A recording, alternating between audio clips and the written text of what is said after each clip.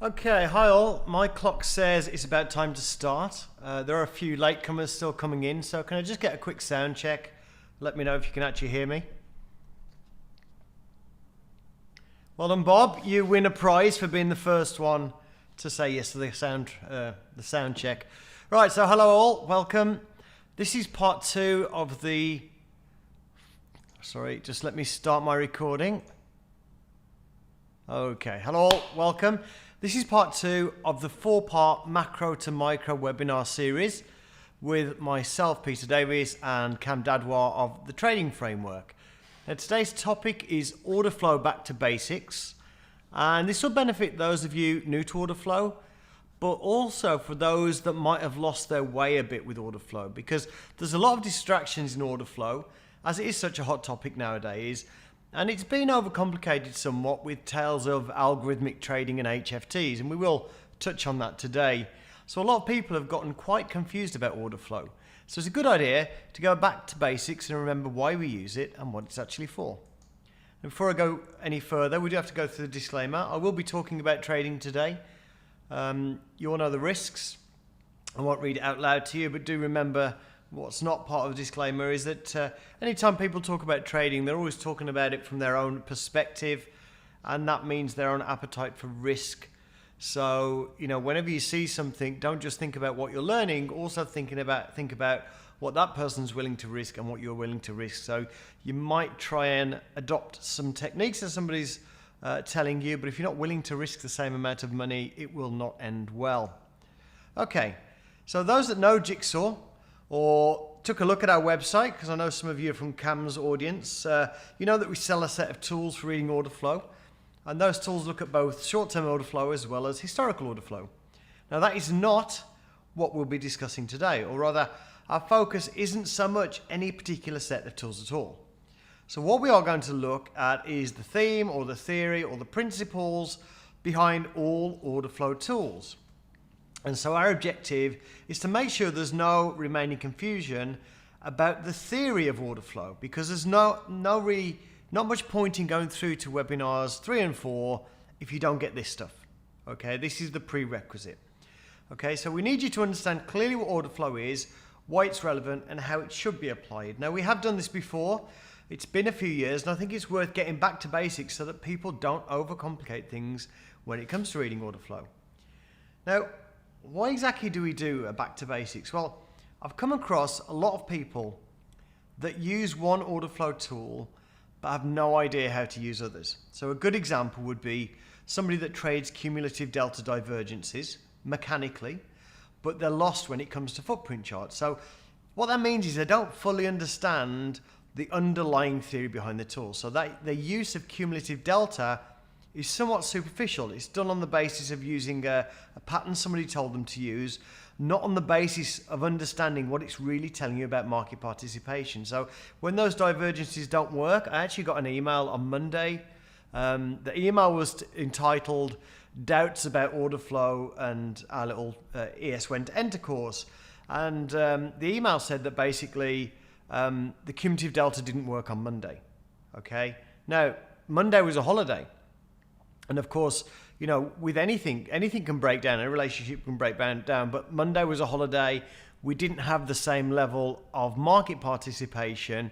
Can't expect the market to behave the same way. And that's the kind of thing I'm talking about. So when the divergences don't work, or whatever you're looking for doesn't work, because of changes in participation, some people get a little bit lost. So they're reading the words, but not understanding the story. And it's the story that's the most important. So with order flow, the 80-20 rule very much applies. That means 80% of the benefit comes from 20% of the knowledge, or 80% of the effects or the moves come from 20% of the causes. So you could build encyclopedic knowledge of order flow, but it's mastering the basics that will yield the greatest benefits. Now, we get a lot of people who come to Jigsaw and they say, well, what do I need to do? Because you've got like 8 hours or 10 hours of videos on your site. And I say, forget all that. Just follow the 20-minute New to Jigsaw Tools video, because that gets you the practical experience, and just make sure that you catch up with the theory as you go through. So it's the practical side that's going to get you the furthest ahead with order flow, not really being some kind of guru in order flow. So if you have a head full of order flow concepts and you think you need to keep 1,000 rules in your head to use them, then let's just have a spring clean. Let's just clear a lot of that stuff out, because the bottom line is that all order flow tools are simply a different view of the same information for the same reason. And after teaching literally thousands of traders these concepts and seeing the results, it's my belief that understanding the theory behind the tools will make the use of the tools more productive, but like I say, it doesn't have to be encyclopedic. So after this session, you should understand the mechanics of price change and be able to understand any order flow tool. Now that doesn't mean you'll be able to use any order flow tool immediately. So these tools are a bit like riding a bike. It does take practice, but conceptually, you should be able to at least assess any order flow tool. Now finally, this session is going to give you actionable information that you can take away and start using in your trading. Now obviously you're going to need to practice a little bit first, so dip your toe in the water, don't go all in. Now this is a very old slide, some of you may have seen this before, but we've all faced this conundrum. We have a level that we're looking at, a level we're interested in. Excuse me, just set my pointer options. Okay, we have a level that we're interested in. Market could reverse there, could fall short, could poke through and reverse, or it could just blow straight through. So what exactly do we do if we're looking at that level? We've got that level as a level of interest. We could, for instance, if we're interested in fading that level, we could put an order in before the level, you know, and maybe have a wide enough stop, which allows it to move through and come back and still stay in. But, you know, if we do that, if we have an entry before the level and a stop right up here, that's going to mean that on your losing trades, you're going to be losing a lot of money. So you could make your stops really wide and get in before the level. You could scale into a trade so that as the trade moves your way, you add to your position side. That's good, especially if you're on a volatile market where you've got lots of room. But both those things are ways to accept a lack of precision on your entry price. But you don't need to accept that lack of precision. So you can be more precise. So using order flow, you have information to help identify if and when a move is occurring, and then trade it when you have that confirmation. Now that confirmation may come as the turn is happening, or it may come just after the turn, but it will still be a more precise entry. Now we can also use order flow to set bias. Now most markets put in good runs to the upside and the downside on most days. I mean, if you look at the S&P 500 yesterday and crude yesterday, putting in great runs, and that's a side effect mostly of speculative trading. So where people that buy short term aren't so much, buyers as kind of future sellers. So on a speculator driven day, we will move in one direction, but then we'll eventually get to a point where those that bought the market, if we moved up, need to unwind their positions by selling, and that activity itself initiates a move to the downside. Then speculators jump on that new short side momentum until they need to unwind their shorts by buying, and then we start moving up. So there's this kind of speculative cycle. It's not something that happens when institutional investing is driving the market. And the order flow helps you to recognize these transitions so you can actually stay on the right side of the market. So when the order flow is biased upside, you only take long signals.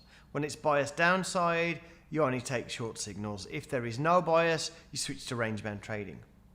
And we can also use order flow to define a pullback or a second entry, and that's a major element to the way I trade. I'm like most people, I have price points I use to identify where a major reversal might take place. Okay, now most of the time I do not enter there. Now let's say we've still got some issues with the screen. I am very sorry. Okay, I'll make sure I catch that on the recording. Okay, so we can see the screen now. Okay, sorry about that. Okay, so we can use order flow to define a second entry. Okay, like most people, I have price points I use to identify where a major reversal might take place. Now, most of the time, I don't actually enter the market there. I just think that those areas are too risky places to enter. So I'll let the market reverse or break through a level. I'll let the order flow confirm that that has actually happened. So if I look for a reversal, I want the order flow to confirm that that really was a reversal and not a pullback. And then I look for a pullback entry, a second entry. And we know that markets do stair-step and we get hidden backstops created once the move is all underway. And these may or may not be visible on the chart, but we will discuss later about how those will be visible on the order flow. Now, people do also use order flow to scalp. I'm not a great fan of scalping. I'm kind of more of a laid-back trader. One of the key things to keep in mind about scalping is that trade location, context, and correlated markets are extremely important. It is not just about order flow. So people aren't switching on their trading PCs, seeing something on the bids and offers, and then just hitting into the market without considering the sort of overall activity in the market, as well as what may be in the moves and obvious hurdles that might be in the way in that market. Now, there are two major components to order flow, and we can separate those in terms of intent and actual. So actual would be what actually trades in the here and now, and intent is what people say they're going to trade, but they might not. So of all the order flow tools, it's only the depth of market and also Jigsaw Auction Vista that's going to show intent. So as a position day trader, you can actually get away without looking at the intent. Okay, so that's right. For many traders, the market depth is not that important. Now, as a scalper, the intent is much more important, but the actual executions, what's really trading, is still much more important than the intent. So what the intent tells you is that people are interested in a level, or people are trying to play a level. And a lot of the time, as you know, the bids and offers are fake or spoof orders placed to make the market look weaker or stronger than it is, but it still tells us that it's an area of interest. Now, that practice has been outlawed in US futures markets, but it's not very easy to police. Plus, when they have policed it, they've really taken out just the small fry. So it's not really outlawed, this idea of bidding, spoofing, manipulating the market. It's not really been outlawed to any realistic extent. But the fact is, if you see bids and offers really high in an area, it does not mean the area will hold, but it does mean it's an area of interest. Now, it's worth noting that when the market gets into a tight range, such as summertime, Christmas periods, maybe a couple of days last week we had tight range, you might have to turn yourself into a scalper to some extent if you actually want to play that range. I mean, you've got other choices available.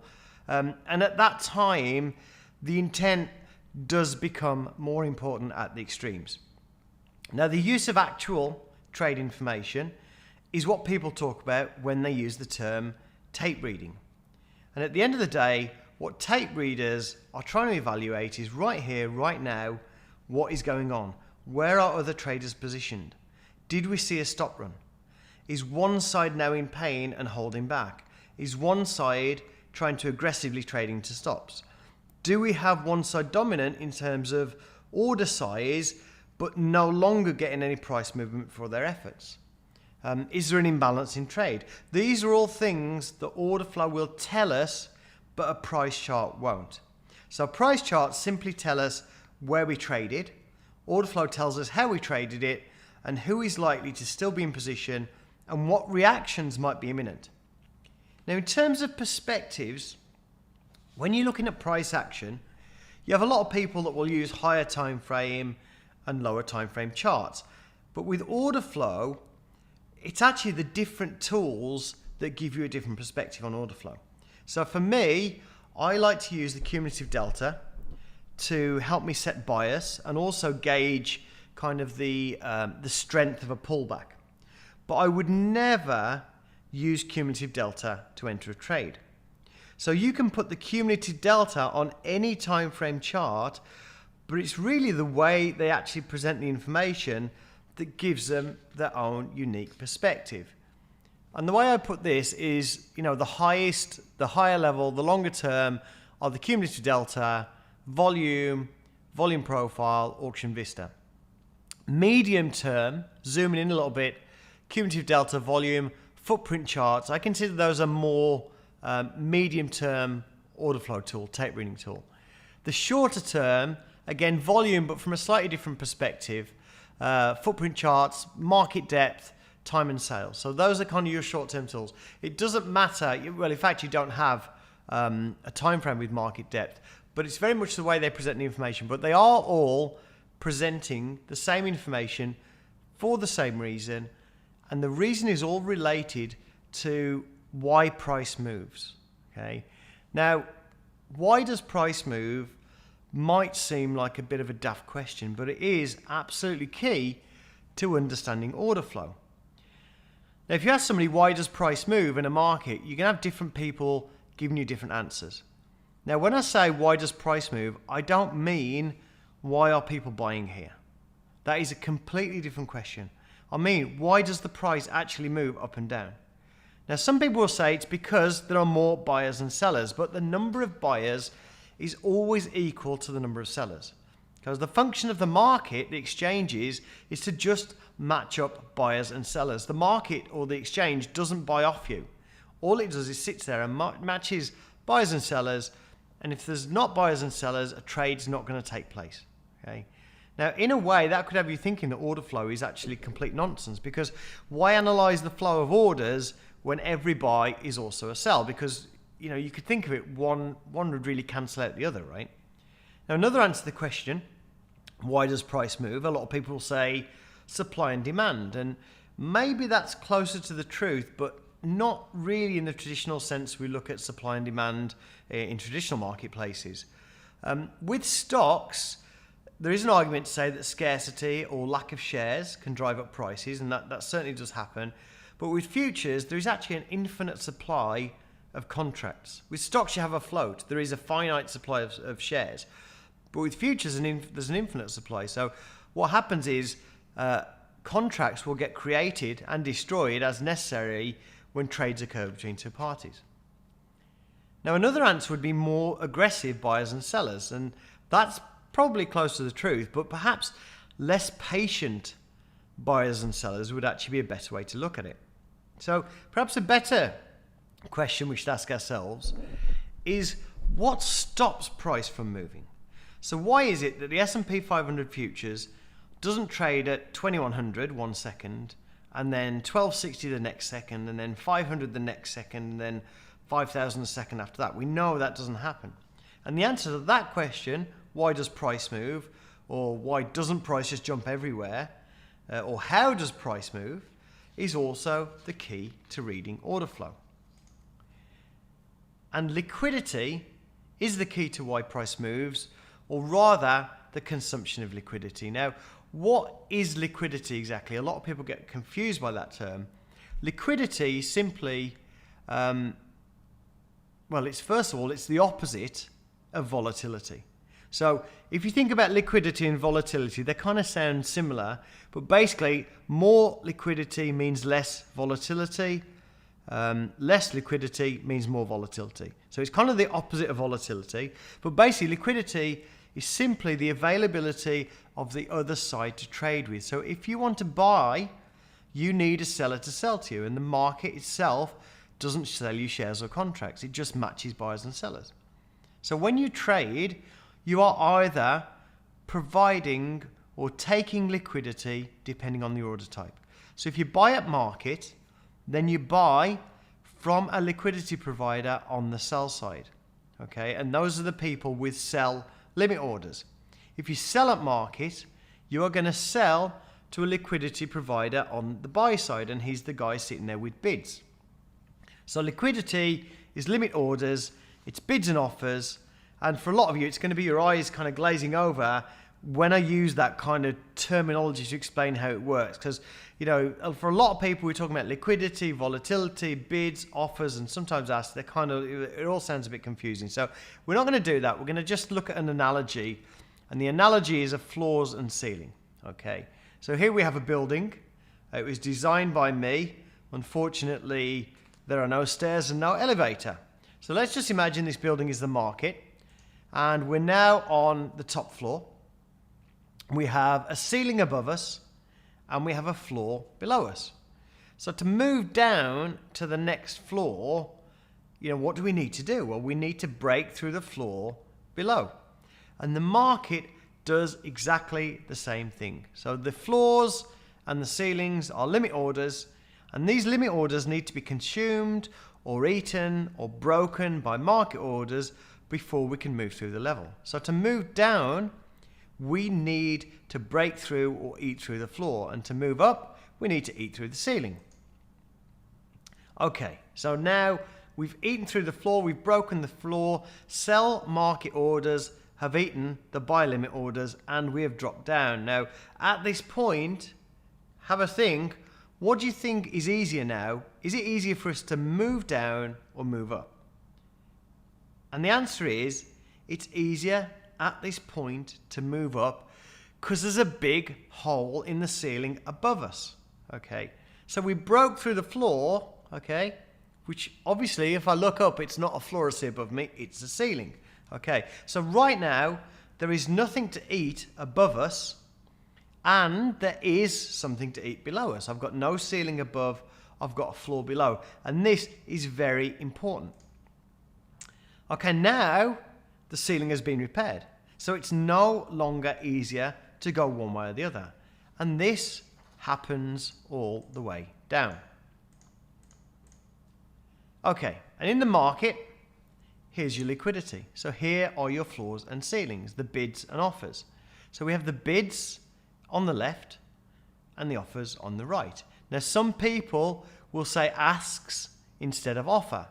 Some people will call them resting orders or passive orders instead of limit orders. Okay, but it's just bids and offers. It doesn't matter what you call them. It's floors and ceilings. Now it's worth noting at this point, right, another thing we have to think about is that markets don't have a current price.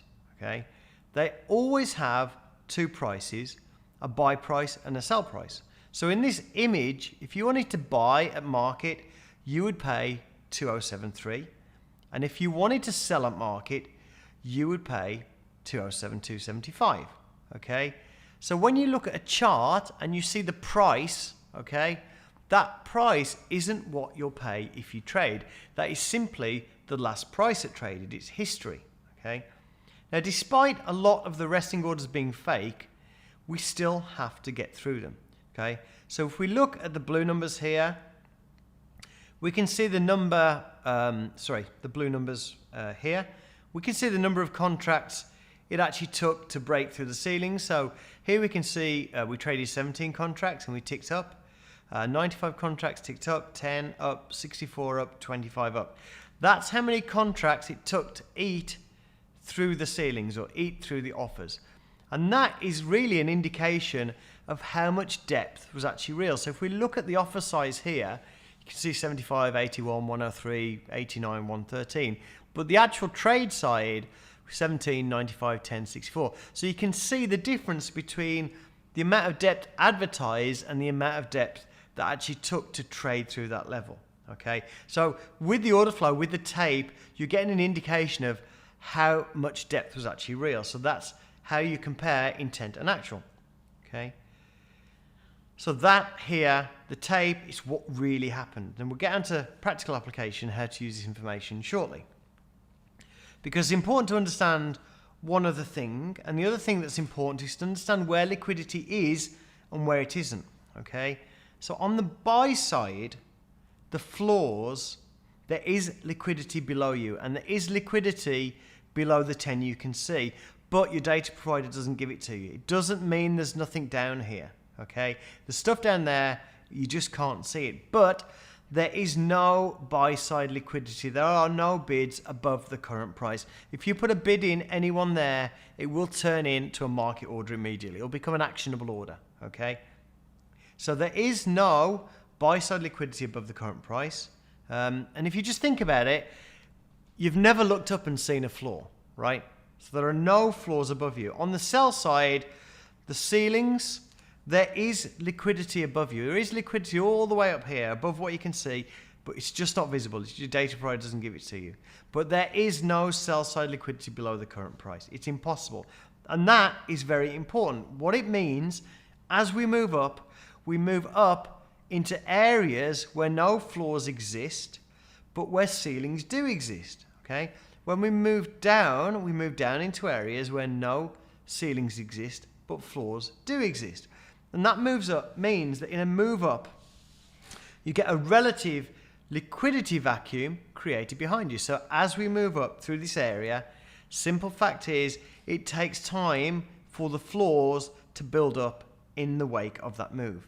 And in a move down, there's a relative liquidity vacuum created above you because it takes time for the ceilings to build up behind you. And spotting those liquidity vacuums where price pullbacks because of a lack of liquidity and not because of counter-swing trading represents opportunity that a lot of traders really aren't aware of.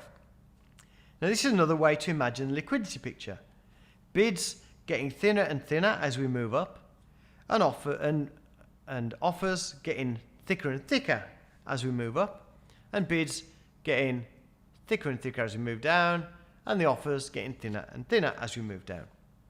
Which brings us to another important point. At an area of resistance, right, generally speaking, the ceilings will be very, very thick, and the offers or the ceilings will often be 1.5 to 3 times the bids. In fact, if you're not sure whether a level you're looking at is one that other traders see as resistance, that alone will tell you. Okay, so as you get to resistance, the offers will very often be stacked. But the thing is, that does not mean that the level will hold. Okay, it's the same at lows with support. The bids will be stacked at any valid support level. Now again, does not mean the level will hold. It's just kind of one of the quirks of the market. It's just the way the market works. So very often, as price gets right close to those thick floors and ceilings, they just suddenly pull out of the way and the market moves straight on through.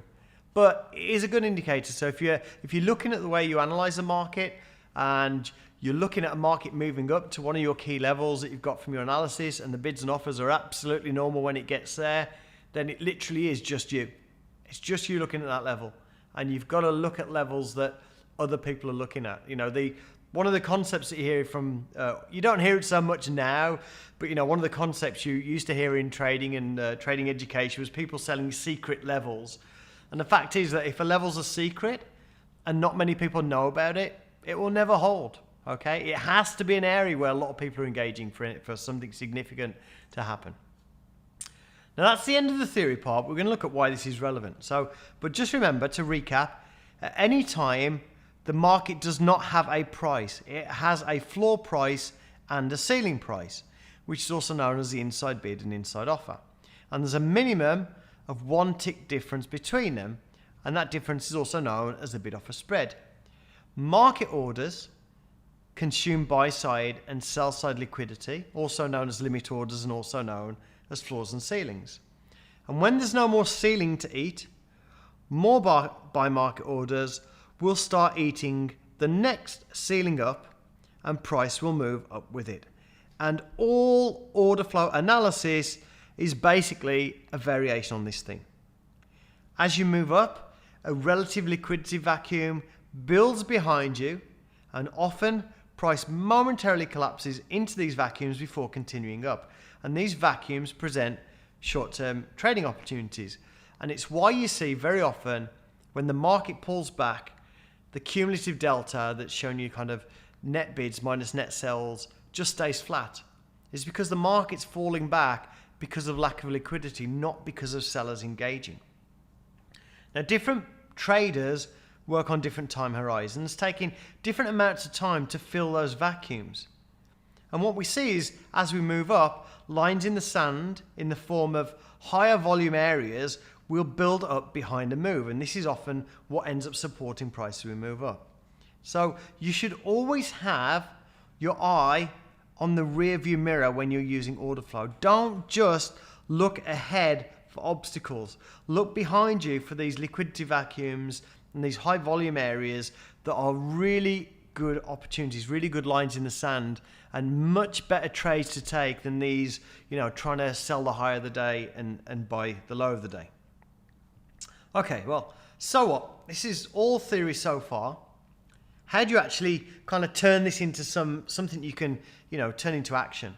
And what even is the benefit of understanding this liquidity consumption model?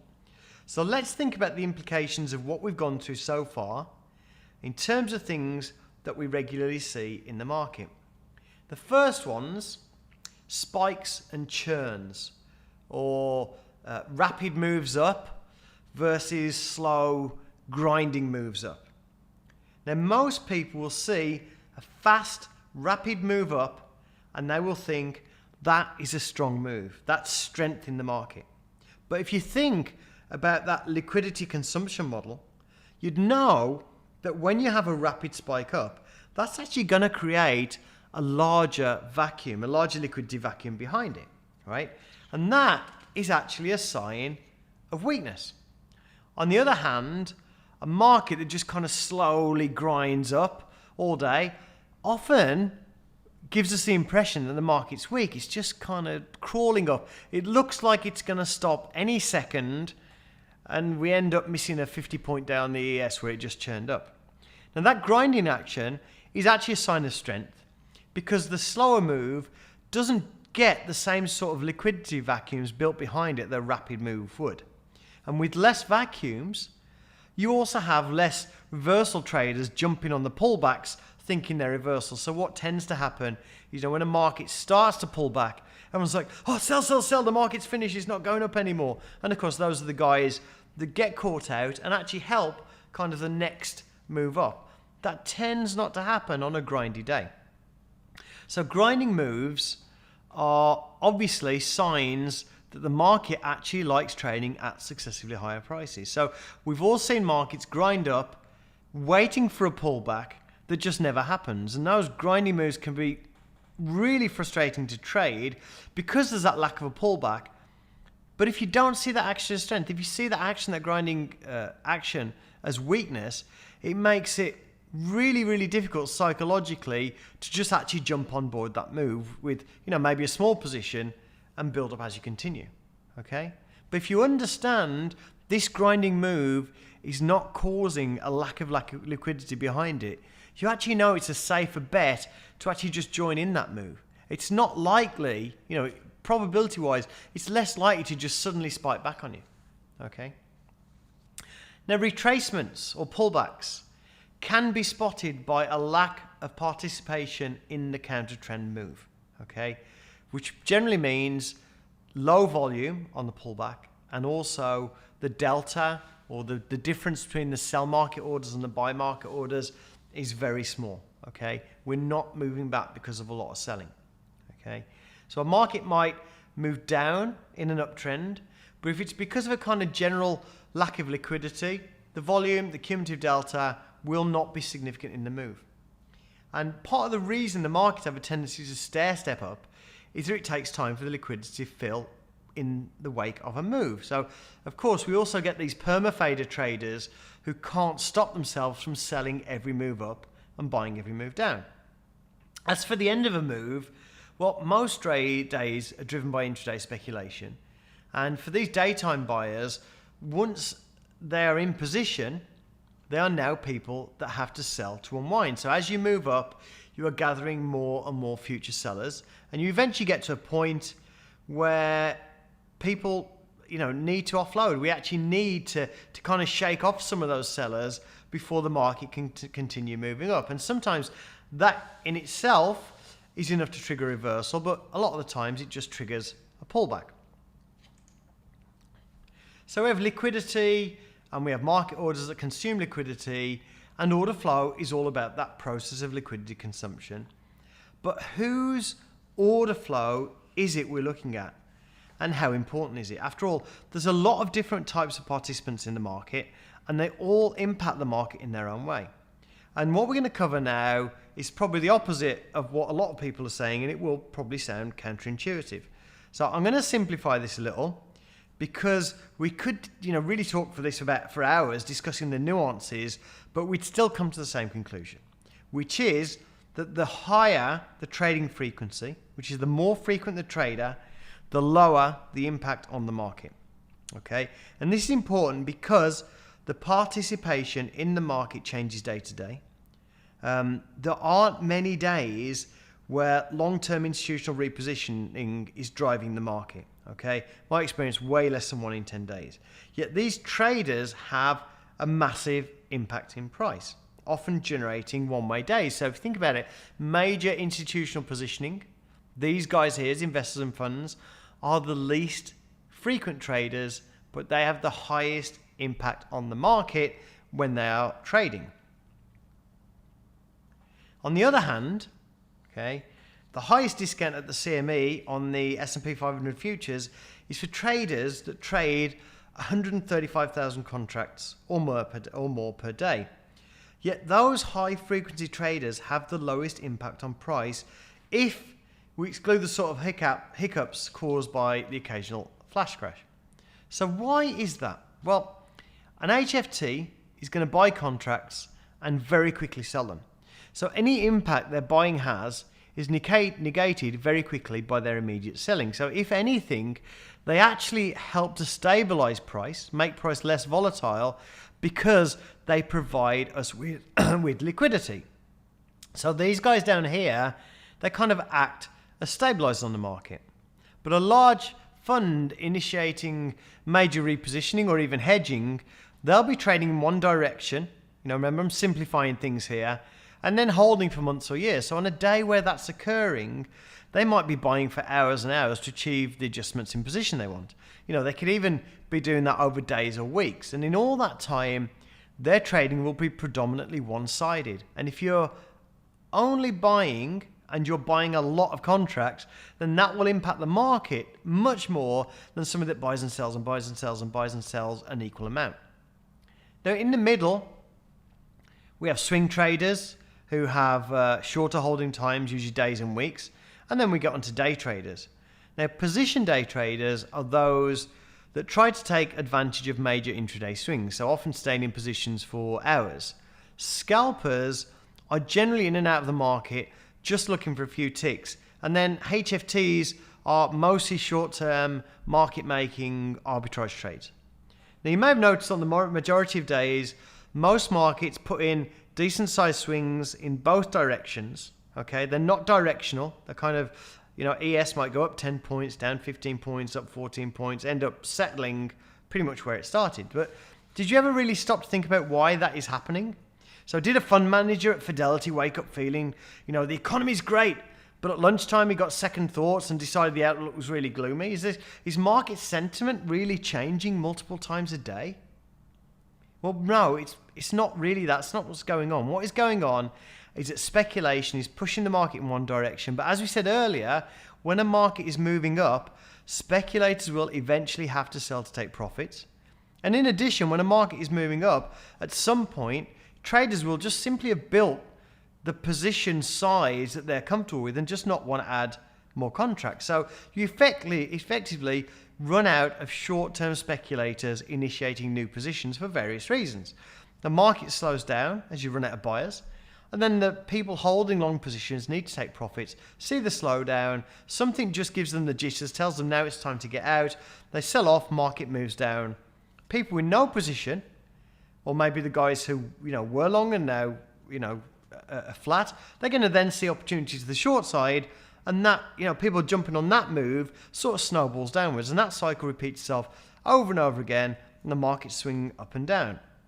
And this is a cycle that a lot of smaller traders are trying to take advantage of, even though they really don't think too deeply about what's really going on.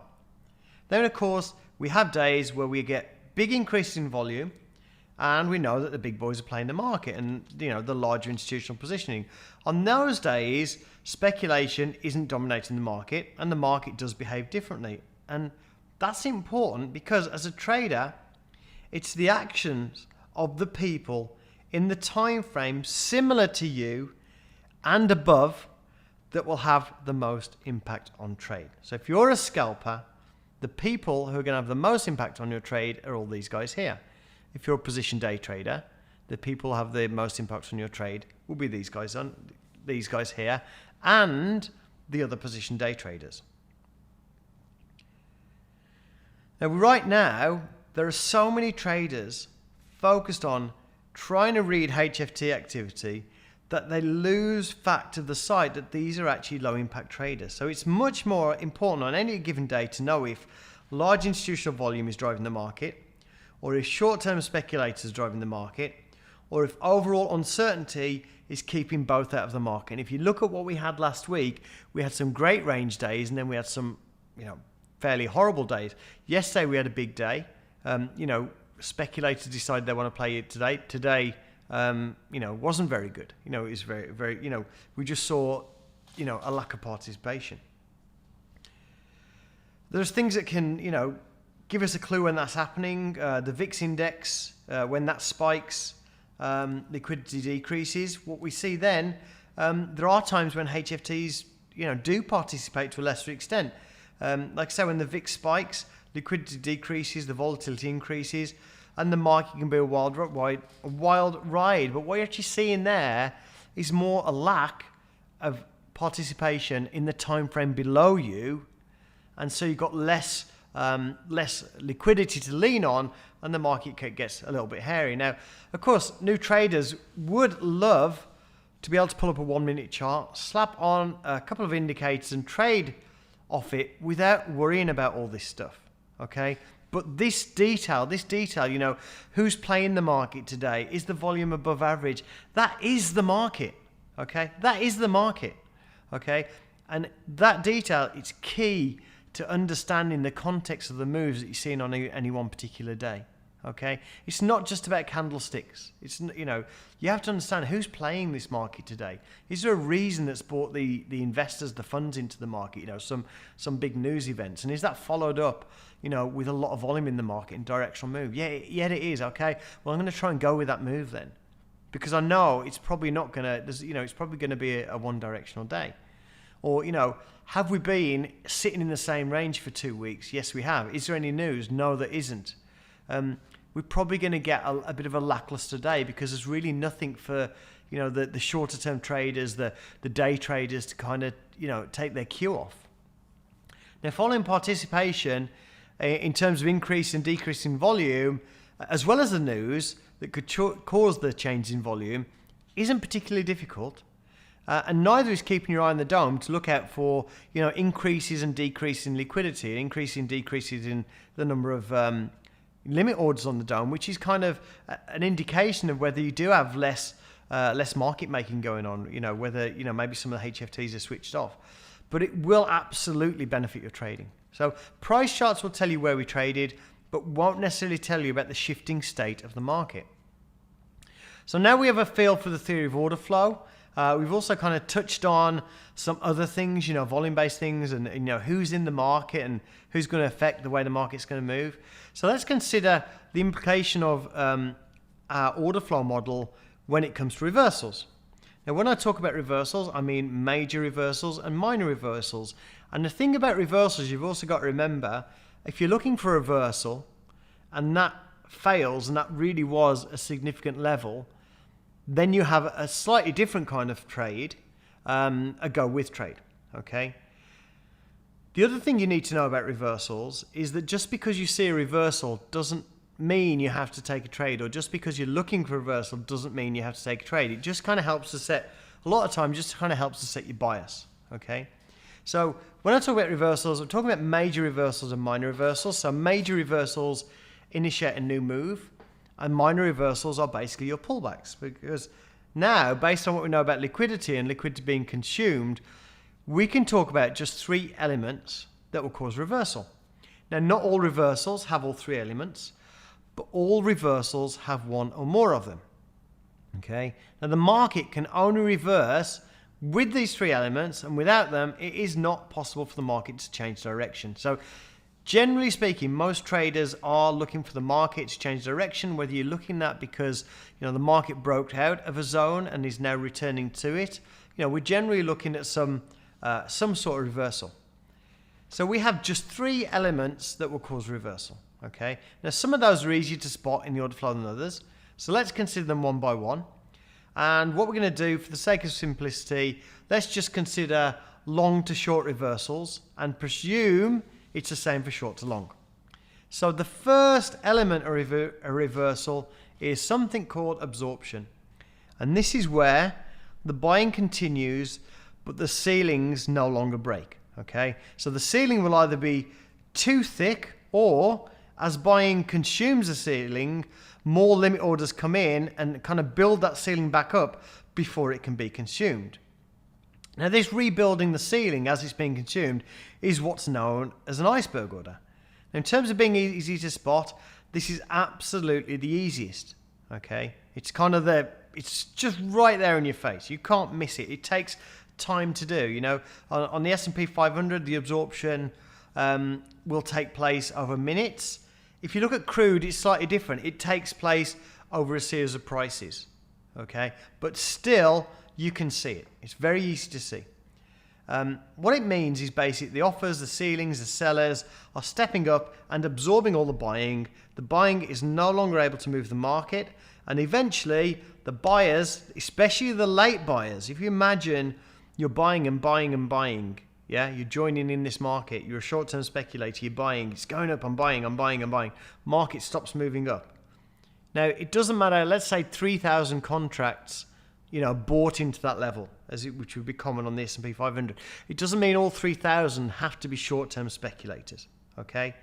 It just means that enough of those 3,000 will be short-term speculators that when they realize they're trapped, that their buying is no longer able to move the market up, there's enough short-term traders there getting out that will help to start to trigger reversal. So in some cases, when that happens, you will be able to join the offers, but it really depends on the market. So on the Treasuries, S&P 500, joining the offer is sometimes very difficult when there's an iceberg order. It kind of depends on the type of iceberg. S&P 500 very often will leave you without a fill. Some Treasuries traders I know, they manage to get good fills with limit orders. Crude's a slightly different matter when it comes to using limit orders, because when you enter on a limit order with crude, you would do so because you're trying to take advantage of the volatility. So we won't cover that here. We will cover it a little bit later, because, you know, when you have a volatile market that's moving around 7 or 8 ticks at a time, you know, if the conditions are correct, then you don't actually have to wait, don't have to actually get in immediately. Okay, you can actually let that volatility sweep you in, but it is a particular type of entry. The second sign of a reversal is buyers fading away. And this is where you get to a price and nobody wants to buy anymore. And sometimes that's a gradual change. So you might say 1,000 contracts trade, we tick up, 600 trade, you tick up, 300 trade, you tick up again, and then 45 trade, and we're done. Other times, you have regular trading at one price and you tick up and there's just no one there at the next. So ultra thick markets like the Treasuries often just hit one price once. The S&P 500 will tend to go to a level a couple of times, and each time either no contracts or a very small amount of contracts will trade. In fact, the S&P, a lot of people know the S&P as the second chance market, because you've often seen this. You get into a trade, it's not working, it moves against you, it comes back to your entry price, gives you a chance, you don't get out, and then it moves against you. It also does the same thing on the entries. It tends to, you know, move to a price, trade a little bit, you know, move away, go back to the price. It's just really a matter of, you know, kind of understanding the personality of that market. Now, this is fairly easy to spot, but quite often you don't have the luxury of time to react as you do with the absorption. And also there is a fact that markets do pause, so you need to be looking for this kind of buyers fading away at a key level, okay, or at a reversal, okay, at a pullback, because spotting the buyers fading away when the market's already in a weak pullback is much easier to do than when it occurs on a full reversal, okay. Now there's also a time element to this, because it kind of does take time for the buyers to realize that nobody else is buying anymore. So you will quite often see it will go up to a price and it won't trade it. It'll come away, go up to a price, won't trade it, and then everybody sits there looking at it, and eventually it's like, no, there's nobody left there. And then you start to see people unwind, and you'll start to see the sellers coming in, which is the third element of reversal, the sellers coming in or the market rolling over. And this is where you don't so much see buyers fade away as you just get to a level where sellers start hitting aggressively with size. And many times this will be after the absorption or after buyers fading away, but other times it's just going to come out of the blue with no warning. Just suddenly market bit going up, not, quite happily market's going up, all of a sudden sellers come in out of the blue with no warning. Now, you're most likely to see when this happens, sell market orders are going to be 2 to 3 times the quantity of buy market orders. And this is, it has to be said, hard to spot in a timely manner. In other words, by the time you spot this, the market will have ticked down a few ticks. Okay, it just depends on your market. It might be 6 or 7 ticks on crude, might be a couple of ticks on the ES. And at that point, you can decide to get in at a worse price, but more confirmation. Effectively, what you're doing at that point, you're trading a good price for certainty. It does not make it a worse trade, it's just a different trade, okay? So if you see the market go up, you get the absorption, and then you see the sellers step in, and you've got decent size on the sell side and not much on the bid side, and you're at a level, and the market's pulling back to a place you think it should pull back, that is a good trade. That is a good signal of the order flow. You're giving up some money on the price. Again, you're probably not going to get an unlimited order then because the market's already starting to move away, but you're going to get a bit of additional confirmation. And a lot of traders, they kind of get really hung up on nailing the reversal to the tick and not getting in if they don't. And it just means sitting on your hands a lot of the time. A lot of the time, waiting for the sellers to come in, it just means you have a lot less losing trades. Now, this seller stepping in will help you confirm a short trade after the event. So there's no law that says order flow can only be used for order entry. Okay, so order flow is a great way to confirm a trade is actually going your way and that you should hold on to it. So you differentiate between the price moving your way or not and the order flow moving your way. Okay, so you might be onside a few ticks in your trade, but there's no imbalance. The sellers and the buyers, they're about the same. There's no excitement in the market. The market's just kind of milling around. Okay, that's one of the trades where your kind of position's at risk. And similarly, it's a good way to tell, if the order flows against you, price might be actually with you. You might have moved down 5 or 6, but now the order flow is coming in against you. You might decide to get out, just keep a couple of ticks profit. Now, just to reiterate, these elements of a reversal are not mutually exclusive. You will see one or more of them with any reversal. So let's look at reversal in the S&P 500. Now, on the left, we've got the Auction Vista chart. Just to run over that for people who don't know it, the yellow lines show us basically where we've traded. The offers are above in red, with the larger offers lighter colours. The bids are below us in blue, with the lighter colours, example here, being the larger bids. Then we have these circles, which show us where exceptional size is trading over time. Okay, over time. It's not a snapshot of, in this instance we had size. It's whenever we gather volume, whenever we get that absorption event. Could be 2 minutes, could be 2 seconds, but it's over time. Up on the right, we have the jigsaw depth and sales. We're not going to go over all the columns now, but we can see the bids and offers. And between that, we can see how many market orders have traded into those bids and offers this time round. On the far right, we have a jigsaw reconstructed tape. That's just showing me orders of 50 contracts and more. And up here we have a meter, just got one on the left, showing sell market orders in red and buy market orders in blue. Now the volume profile shows us that so far, this is quite early on in the day, the market's balanced. It's a very low volume start to the day on this day, low participation in an area where there was generally a lack of conviction overall. So this was, I believe, in the early part of the summer holiday this year.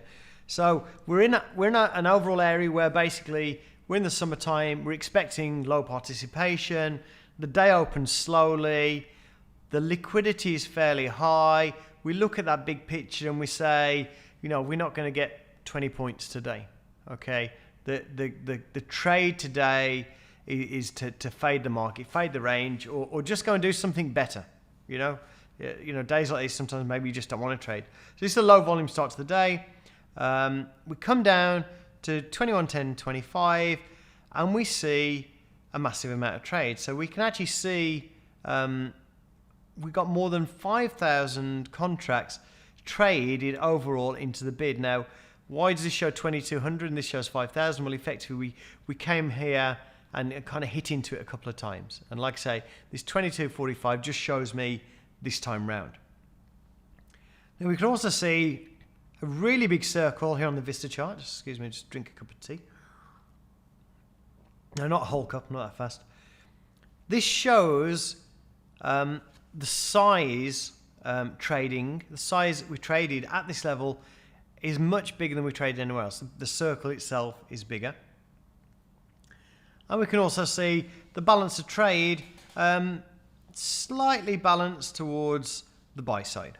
Okay, not really that important today, the imbalance. Excuse me. Now, as this is a low volume market, we're expecting range bound behavior. So contextually, we're already looking for the market to hold at the bottom of the range. Okay, so we've been up and down a few times already. We're at the bottom of the range. We didn't actually get to the low. We were looking for the low. We didn't get there.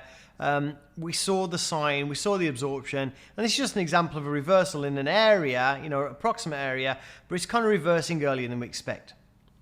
So we're also at the lower value for the day. Okay, and market auction theory tells us that value is where 70% of volume traded. Again, that's a simplification. That's what this orange area represents. I like to use it simply for one fact and one fact only, is that I know a lot of other people use it. So I know there are kind of people looking in that area. Therefore, it's an area I want to keep my eye open for, because if I believe that a lot of people are going to participate in an area, then that's kind of where I want to start looking at the market. Now, with all of these trades here, okay, these 5,350 that are sold into that, we're going to have a lot of people positioned in this location. Many of those are going to be short-term traders. And as we move away from this area, whether we move up or down, traders on one side will exit their positions. Now, as we're looking for a long off the bottom anyway, if we move up, the shorts are going to have to buy to exit their positions, okay? And effectively what we're looking for the move up and for the shorts to buy to exit their losing positions, and that is what we call a stop run. And that is what we want to take advantage of. We want to take advantage of the market popping. Now, if we buy here, because of the location, already been at the value low, already been on a slow day at the bottom of the range, we stand to get a decent pop up, and decent relative to the day, which is 21.12 perhaps, if the market starts to move our way. Okay, so we've got context. We know other people are going to be looking at this and bailing out if they're short and the market starts to move up. But on the other hand, if the market starts to move down, we really only need to allow a few ticks below this area of high volume for our stop. So if it moves down to 0950, we know we're wrong, because we're moving then into an area where the long traders would be getting stopped out. So a trade like this, honestly, a lot of the time, it wouldn't matter whether you went long or short, because your stop is basically closer than where your eventual target would be, because you're basically trading off. You're leaning on the amount of volume traded at this price. Now, we did enter a trade at 10.50, but remember, this is a low volume, low range day. We wouldn't be looking for a 10-point trade on a day like this, okay? We're using lack of participation to judge the state of the market, and decided it's probably not going to be a big range. Now, if this was the start of the day and I was expecting a big range, I'd probably take 2 off here, or maybe 2 off at 214, and try and scale out of the position.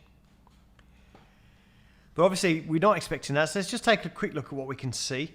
So we can see that the market, after we got in, we didn't trade below the circle, that area high volume, it held. We can see from the angle of ascent here, the way it moved up, that we did indeed get a fast pop, and that's indicative of the short-term traders, short traders that engaged in this area getting stopped out. The stop runs happen quickly, so we do see that move up.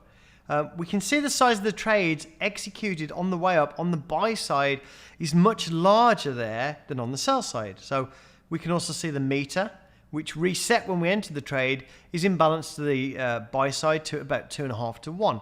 And this is typical of a strong push up to see market buyers outnumber market sellers to 2.5, 3 to 1.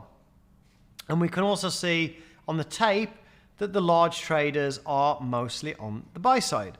So this is a reversal where we had absorption and then we saw buyers step in, some because of stops and some because they did what I did, started buying when they saw the trap on a low volume range day.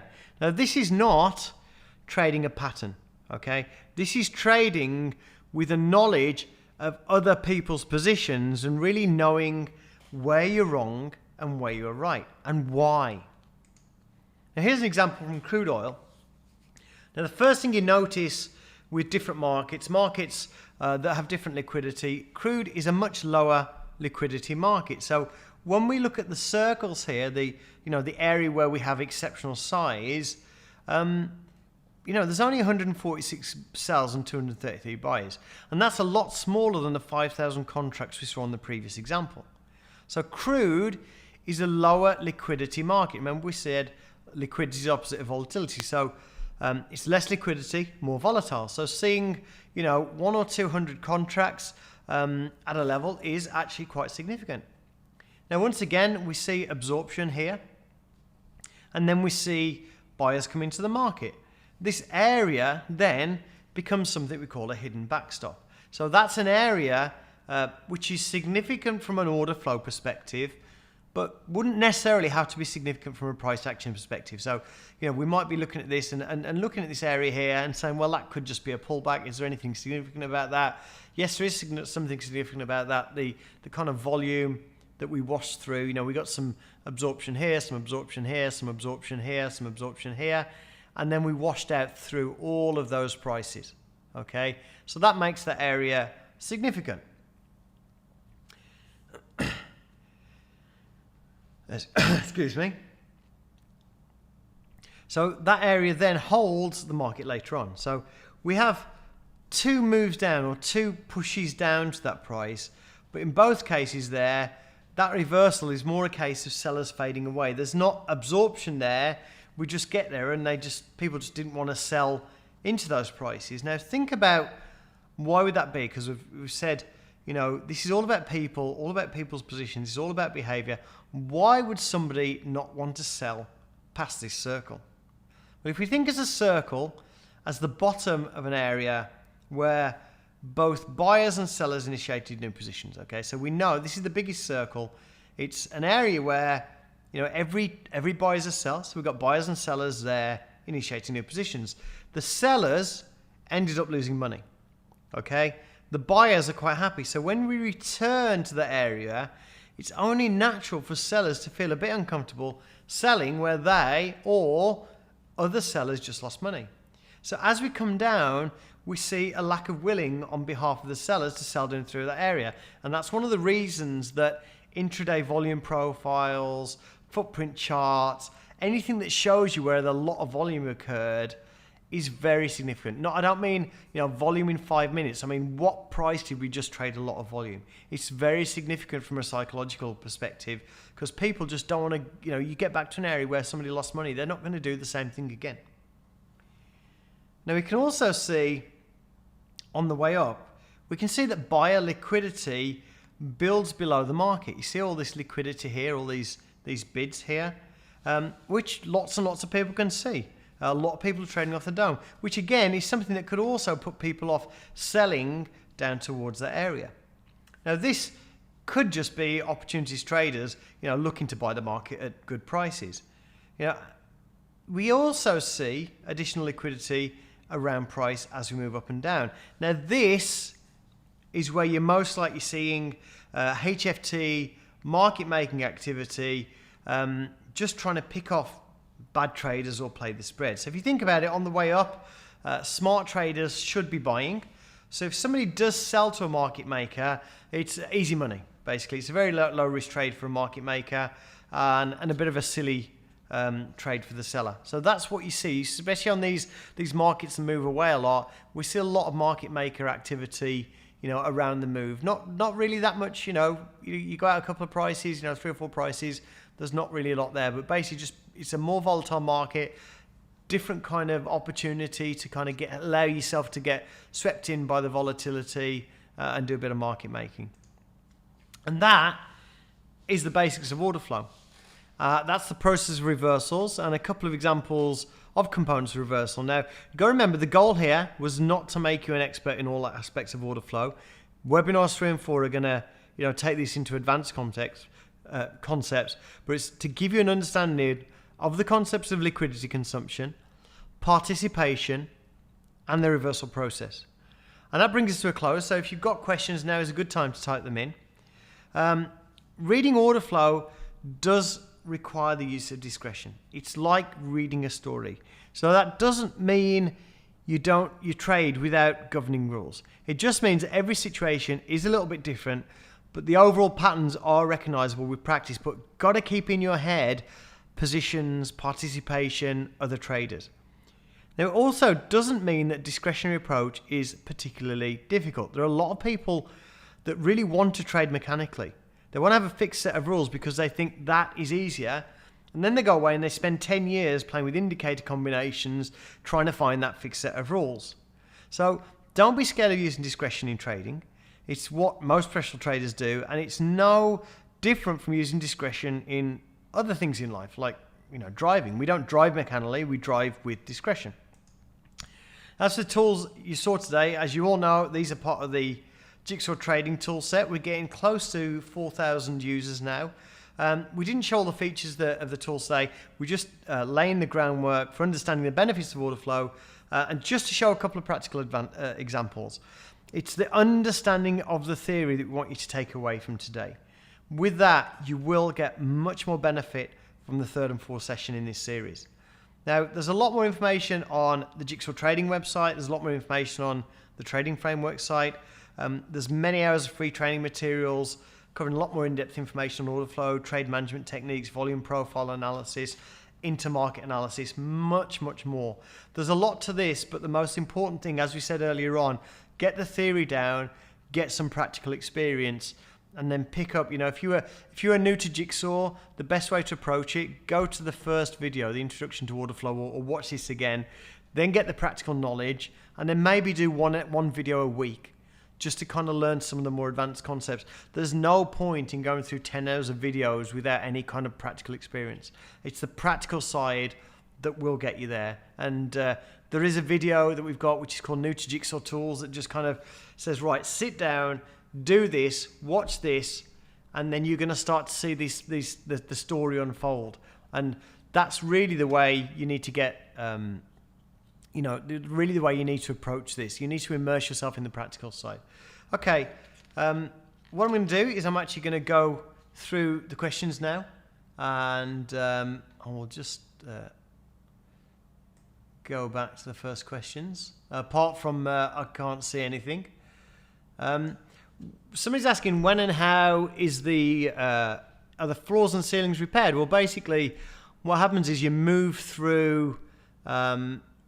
You move through the bids, and you move into areas where there are no offers. So you move down through the bids, there are no offers there, and then basically market makers, HFTs start coming in and making the market. There are people that are actually contractually obliged to make the market, and they'll be the first ones in, but they're not the whole picture. And then other traders will then start to come in after them, and it will just slowly fill in. It actually happens very quickly, but you still see overall these lacks of liquidity in the pullbacks. Last week's recording, it was sent out. If you registered, I will send that out, both recording links with an email this week. Okay, somebody's asking when the price is above the value area high and there's a large inside ask orders at the high of the swing or pullback or high of the day, how can you determine if it's a continuation or a reversal? Well, the bids and offers won't tell you that. It's basically, and that's one of the issues with being a perma-fader, trying to take advantage of what I call major reversals or trying to find the high of the day, is that you will see big asks at the high of the day, and it's just normal. What you need to look at is, okay, when I get there, what do? Do they pull out of the way? Do they firm up? Okay, I get to that price, they're still there, it trades into them. Do they add more contracts? It's that kind of just being a bit more two-dimensional about it instead of just saying, okay, I've got big offers, it's going to reverse. So you have to kind of see what they do when they get there. What does it mean, LIS, on the depth and sales? LIS simply means a line in the sand. So when I trade, I don't look at levels in terms of support and resistance. I just look at it as a line in the sand. Okay, if it breaks, if the level holds, I've potentially got a trade. If the level breaks, I've equally potentially got a trade. If the level breaks that people are trying to hold, you've got people that are going to get stopped out, and that's certainly something you can take advantage of. Okay, delta, referring to the example of reversal or in general, is delta only the market orders or only the limit orders? No, the reason delta is so important is because it's just market orders. So it's buy market orders minus sell market orders.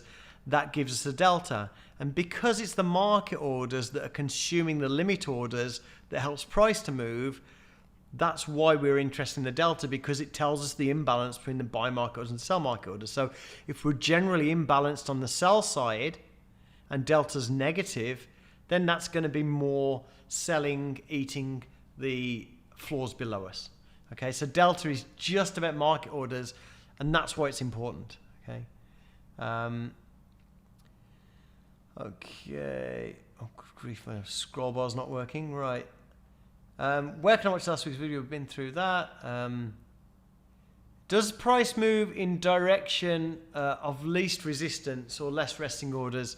No, not necessarily, because a lot of the time what will happen is as you move to a level, they will add resting orders. It would be wonderful if it did. Quite often you'll see, if you watch crude, one of the things to look out for on crude is actually places where you've got extremes. And quite often you'll see, you might have 10 levels and you'll see 3 levels, where you've got 200, 200, 200. And what quite often happen, it'll actually go to the opposite side of those 600 contracts and then reverse back down. It'll kind of like move up and take them out. So it is market dependent, how the market reacts to size, but it is also just dependent on what they do when you get there, basically. Yeah, tools are more geared towards futures. We do futures. We do have people trading stocks. With stocks, the picture is a lot more disjointed. There are a lot more exchanges. You need data for a lot more exchanges.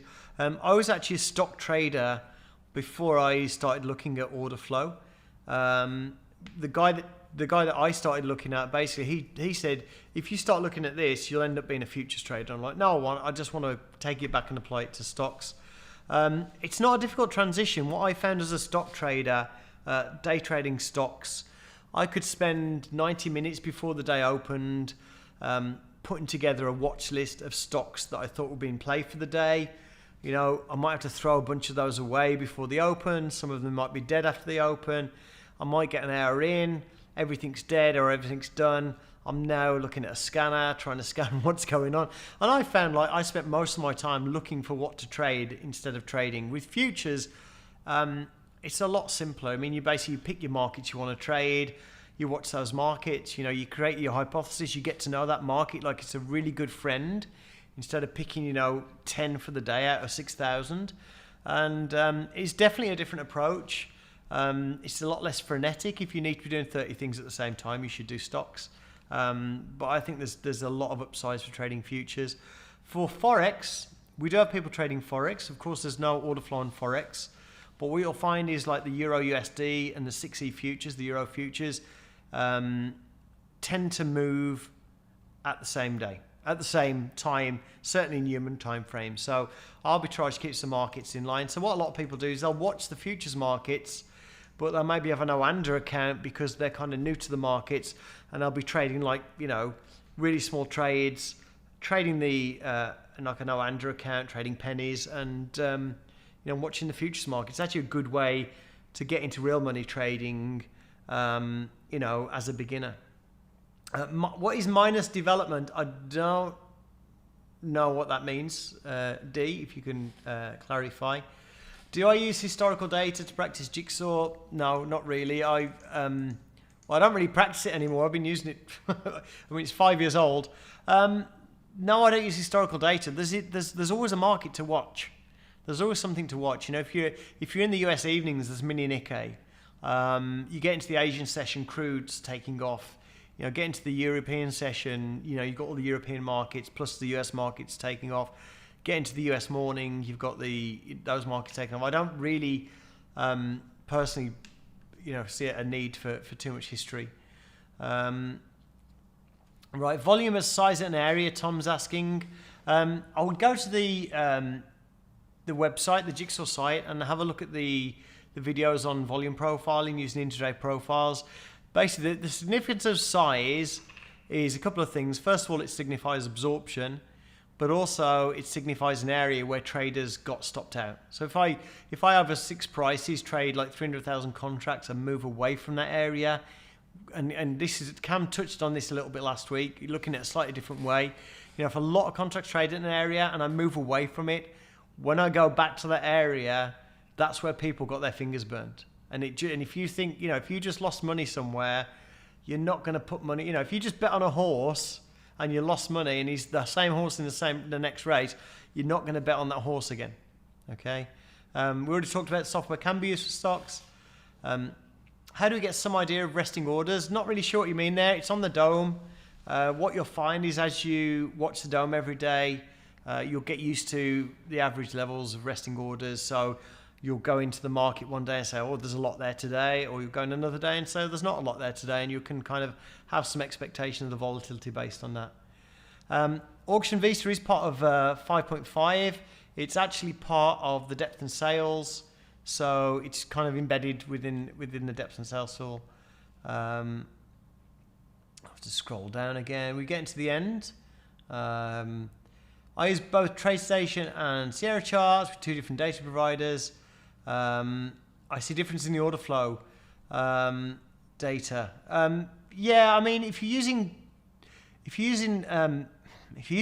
2 different data providers, you will see different data. So there are some data providers that provide filtered feeds, which means the trades hitting the bid and the offer, you sometimes be on the wrong side. You'll see that on XTrader feed. You'll see that to a smaller extent on Rhythmic feed. You won't see it on CQG. You won't see it on IQ feed. So IQ feed and CQG are the best in terms of matching trades.